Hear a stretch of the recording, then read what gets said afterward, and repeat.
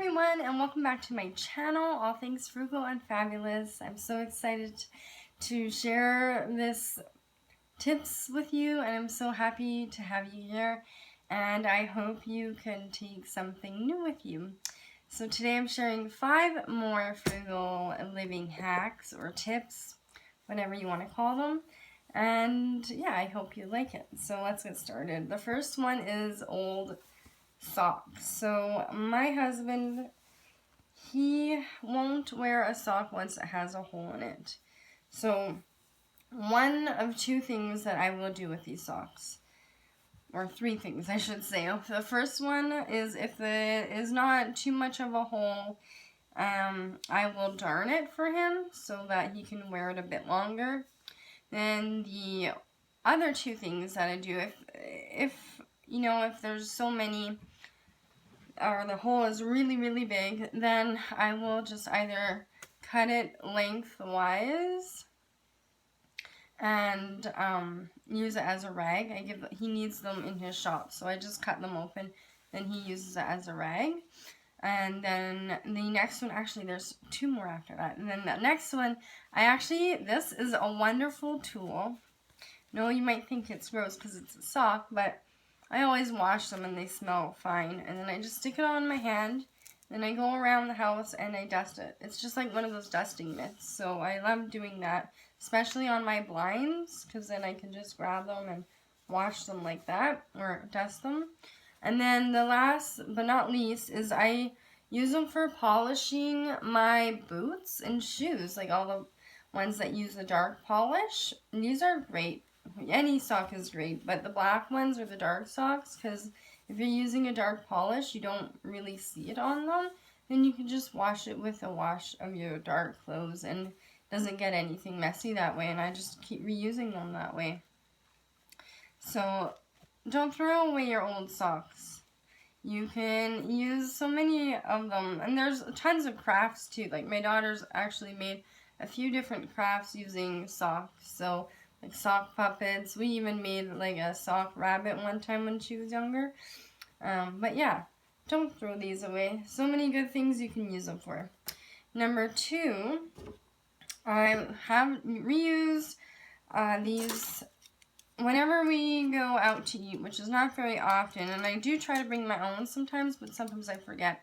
All the plastic utensils, some of us from Dairy Queen when we got a blizzard, reuse these. I give these to my daughter to take with at school, so that if she does lose it or break it, it doesn't matter, and I'm not going to be out any utensils of my own. And so, and I also do try to keep some in my car just in case we do decide to go eat. And I bring them, I have a whole bunch in my picnic basket that when we do have picnics, so I don't have to bring the metal ones, because those are a little bit more expensive to replace. And you know, when you have birthday parties and whatnot, I never have to buy anything. I do try to use the metal ones, but if you wanted, and you, instead of buying disposable spoons, why not just save the ones that you're getting for free at different places and just keep them in a small part in a box. I have a little container that I keep them all in. And then number 3, you can use cooking oil.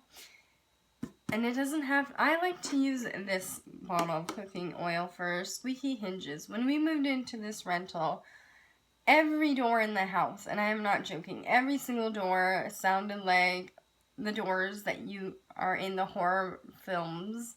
And it was totally scary, creepy at nighttime when anybody would go to the bathroom or something like that. And every one of our cupboards is squeaky. I still have to do the cupboards, but I have managed to unsqueak all of our doors, and using this old cooking oil. This oil is so old. My husband had it in his house when we were dating, and then when we moved in, when we got married, it was still there. Obviously, like, a single guy doesn't cook that much, so I have been using it up. When I finally did move in, I tried using it for cooking for things that would mask it, but it's pretty smelly. So now I just use it for things that, you know, you would use oil on, and it works.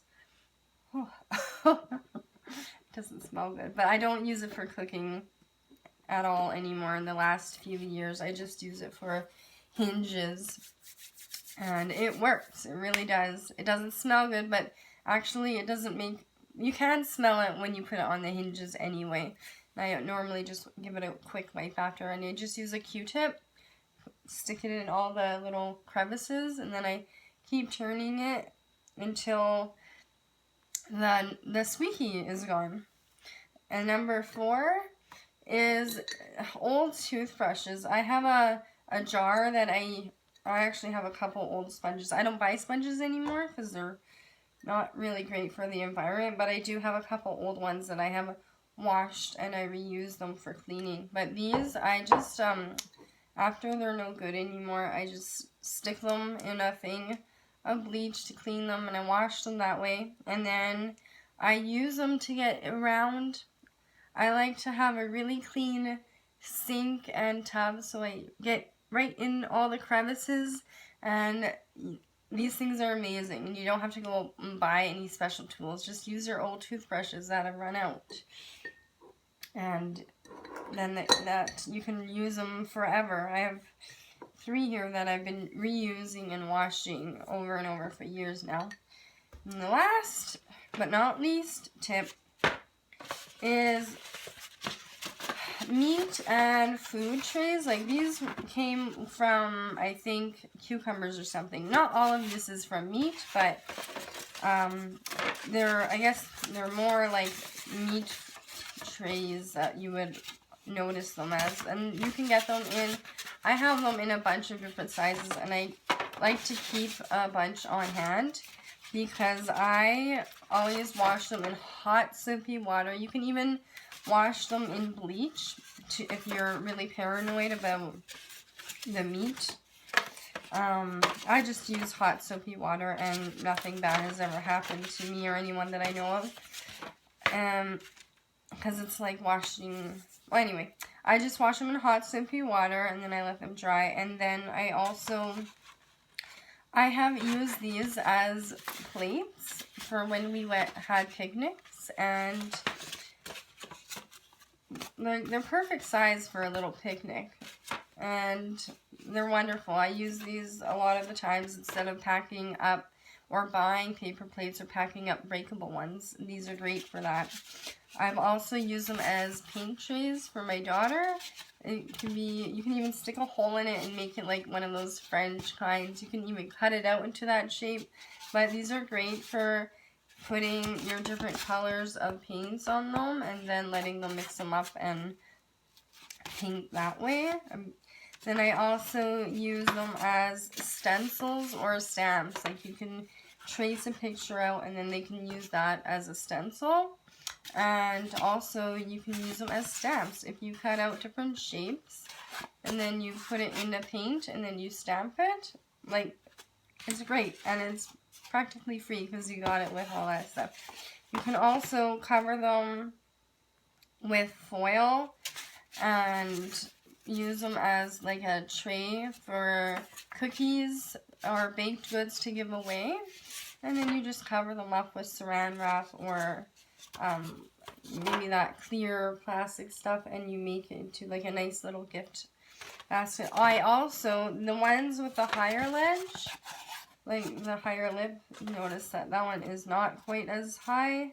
This one, I love puzzles, so I use these ones with the higher to keep my puzzle pieces in them for the different sections. Like, if you're a puzzle person, you know what I'm talking about. But you can, they actually sell puzzle trays for this exact reason. Why would I go out and spend all that money on puzzle trays when I have them right here for free? They do the exact same thing.